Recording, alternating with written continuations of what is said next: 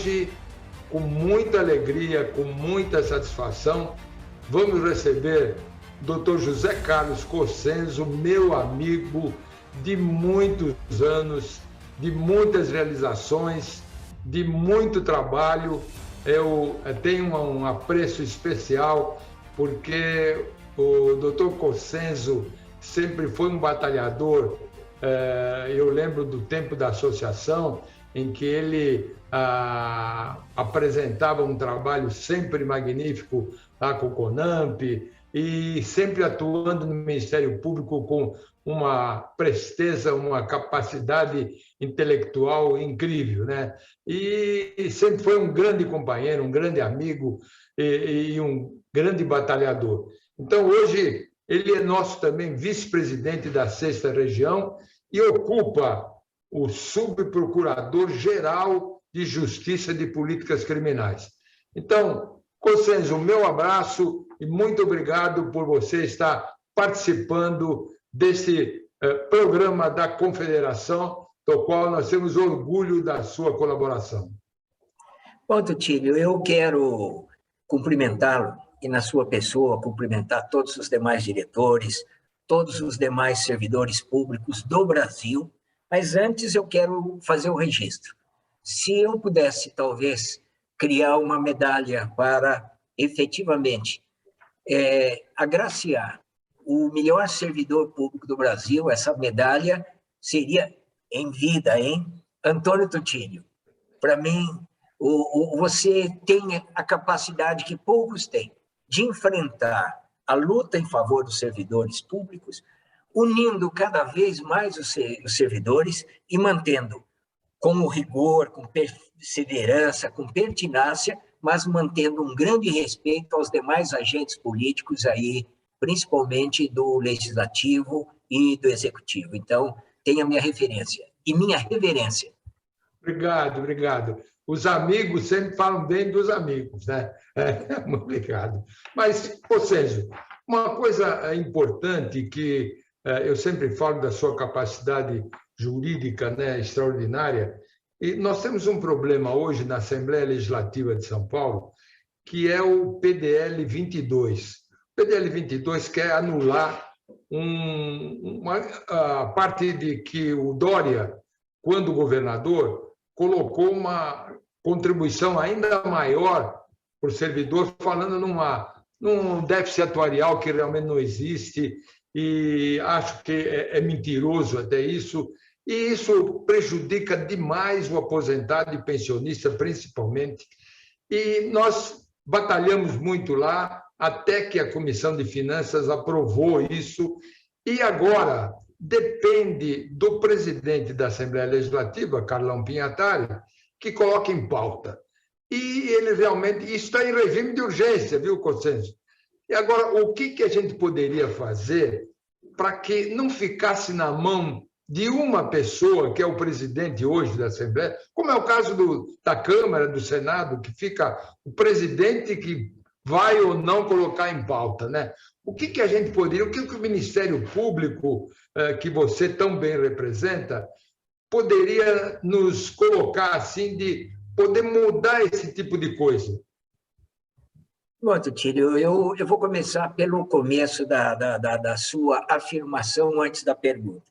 Nós fomos criados politicamente nas instituições para conjugar algo que é realmente a maior mentira pregada e eternamente, que é o déficit da Previdência, seja ela estadual, seja ela Previdência Nacional. Para todos, rigorosamente todos os cidadãos, o servidor público é realmente quem atrapalha o desenvolvimento do Estado, é o servidor público que acarreta esse déficit para o Estado, quando, na verdade, nunca se conseguiu provar atuarialmente que veja bem, que qualquer sistema, não estou falando qualquer sistema de previdência seja deficitário. Ao contrário, todos eles são superavitários. Essa é a primeira questão. A segunda questão é que todas as vezes em que se coloca dessa forma, se ofende a história do servidor público e faz com que o povo que não é ligado ao servidor público venha a nos hostilizar, venha a nos menoscabar, venha a entender que nós somos os vilões, quando, na verdade, se não fôssemos nós, não existiria o Estado. É através de nós que o Estado se exterioriza, é através de nós que o Estado presta o serviço, é através de nós que o cidadão comum, todo cidadão, recebe as obrigações do Estado, não benefício, obrigação, porque os direitos sociais estão na Constituição, o Estado tem a obrigação de prestar esse serviço e é através de nós. Segunda questão, realmente nós temos um sistema legislativo, e isso é extremamente complicado, onde você coloca na mão de um dirigente máximo de um parlamento o poder quase que insuperável dele escolher aquilo que ele vai colocar em pauta, aquilo que interessa ao governo se coloca em pauta e aquilo que não interessa ao cidadão, que não interessa a uma população localizada. Nós temos isso claramente feito em todos os parlamentos e é uma pena que esse fato realmente fique aí ao aguardo de uma pessoa, mas, na verdade, essa única pessoa que detém esse poder aí, esse poder absoluto, ela está atendendo a um interesse muito maior de um determinado governo que ele está, no caso aí, ligado a esse governo. O que é que nós podemos verificar? Juridicamente, é muito difícil que a gente consiga superar em razão das leis que foram elaboradas pelos próprios e pelos regimentos internos. Mas, nesse caso, fica evidente que se trata de uma mudança legislativa, e essa mudança legislativa ela é claramente inconstitucional, porque ela parte de um princípio deficitário que não existe. Então, o que é que eu penso? Que se porventura, amanhã ou depois, houver esse beneplácito aí em favor do Estado e se mantiver o Estado, um status onde o servidor é prejudicado, cabe sim ao Ministério Público arguir a inconstitucionalidade desse dispositivo. E o Ministério Público está à inteira disposição. O Ministério Público é uma instituição que não é do Estado, não é do governo, quer dizer, não é do governo, é uma instituição posta na Constituição para isso, para verificar e levar à justiça a verificação da inconstitucionalidade das leis. E o Ministério Público não só está disposto, mas tem obrigação de buscar a declaração da inconstitucionalidade dessa matéria. Muito bom, acho que excelente. Eu acho que o outro ponto, e você coloca bem esse problema jurídico, mas atualmente a gente não poderia, vamos dizer assim, sugerir essa modificação, mesmo em outros casos, para que, vamos dizer assim, exemplo, a maioria dos deputados ou a maioria dos senadores, a maioria dos partidos, enfim, alguma coisa nessa linha, obrigasse o dirigente maior a colocar em pauta um determinado projeto? Eu penso, olha, há dois posicionamentos. O Supremo Tribunal Federal entende, e a cada vez mais, nesse momento político dificílimo que estamos vivendo, eu acho que todos os nossos queridos amigos e irmãos que estão nos acompanhando sabem disso. Acho que nunca passamos por um momento tão tormentoso dessa forma. Eu acho que nem no regime de exceção, onde há um absoluto desrespeito entre a tripartição de poderes. E onde, o que é pior, o chefe do executivo estimula o descumprimento, o desrespeito ao poder moderador, que seria o poder judiciário. Quer dizer, se o presidente da República diz, se isso passar eu não vou cumprir, aí é bem claro o que você está dizendo, está incitando o povo a descumprir. Mas eu penso que nós devemos imaginar um mecanismo suficiente para que uma única pessoa não seja o destinatário e nem o donatário da vontade do povo. Claro. Porque se o parlamento tem por obrigação apreciar as matérias e democraticamente, de acordo com a conformação, decidir se aquilo deve ser aprovado ou não ser aprovado, eu acho que o próprio parlamento se submete à vontade de uma única pessoa. E isso não está correto.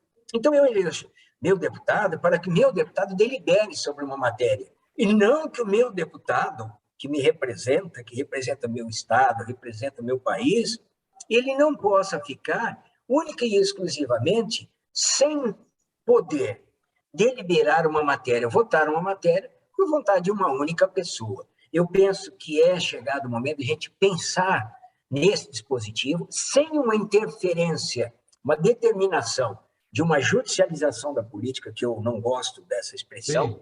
ou seja, do judiciário determinar como é que o político vai proceder, mas determinar o limite onde o político pode atuar. É para isso que serve o judiciário. Não determinar como ele vai atuar, mas determinar o contorno onde ele vai trabalhar.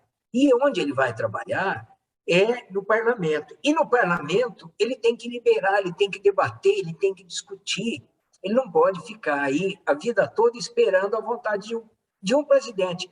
Se ele falar, olha, eu não vou colocar essa matéria, passa a gestão inteirinha do presidente e do parlamento sem que o povo possa ver essa matéria apreciada. Ruim ou não, boa ou não, constitucional ou não, a gente teria que ver depois, mas tem que ser apreciada, e isso é extremamente importante.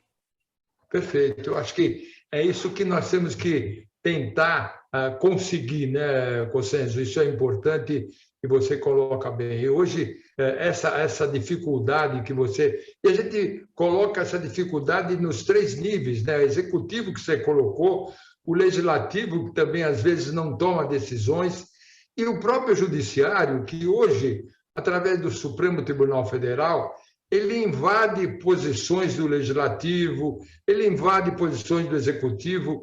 E uma ocasião você me mostrou um livro, e a história verdadeira, que nós temos hoje 11 presidentes.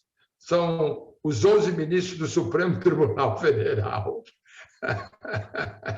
Verdade. E continua, né? Esse livro está exatamente na moda hoje, né? Nós temos incrível, né, a colocação do Supremo, na minha visão, que não tenho essa experiência que você tem jurídica, mas ele traz uma insegurança jurídica para o país. É o que a gente imagina sempre, o Supremo agindo em colegiado. Todavia, houve uma exceção, e isso é exceção, porque a regra é que todos deliberem e definam se aquilo é constitucional ou não, se o direito está correto ou não, essa é a declaração. Todavia, de repente, um ministro hoje pode dar uma liminar e ela se torna satisfativa, ela tem natureza satisfativa, que se ele deu uma liminar e não coloca em plenário, pode passar 5, 10 anos ali e a situação fica dessa natureza. Então, o sonho nosso, e isso é importante, que os ministros, né, realmente julguem de uma forma colegiada, que o colegiado é para isso.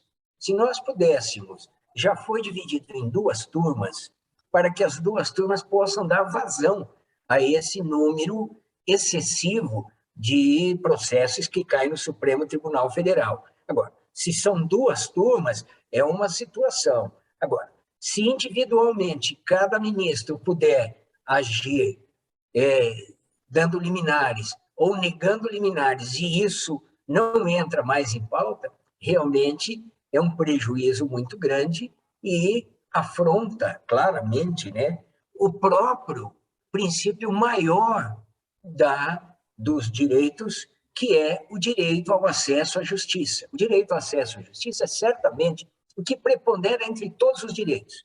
Nós temos direito, todos aqueles direitos individuais que nós temos, nenhum é mais importante, no meu pensar, que o direito ao acesso à justiça. Agora, eu tenho o direito a acessar a justiça. Se eu acho que eu tenho um direito meu que foi lesionado ou que foi lesado, eu bato as portas da justiça. Mas se um juiz der a liminar para sim ou para não, e nunca mais for apreciado o mérito do meu pedido, é evidente que eu estou sendo cerceado nesse direito, e isso é uma clara injustiça. Perfeito. Eu gostaria de continuar bastante, porque é sempre proveitoso a tua participação, mas nós vamos ficar numa outra oportunidade em que você vai nos dar grandes trabalhos, grandes opiniões sobre grandes projetos. Então, eu queria agradecer a tua presença e colocar suas considerações finais. Bom, eu não só quero agradecer, mas reconhecer e dizer que eu tenho uma honra enorme em pertencer à diretoria da Confederação Nacional dos Servidores Públicos e, principalmente, ter a gratidão de conviver com você e com meus queridos amigos da Confederação. Muito obrigado, Tito. Obrigado, Constâncio. Deus abençoe.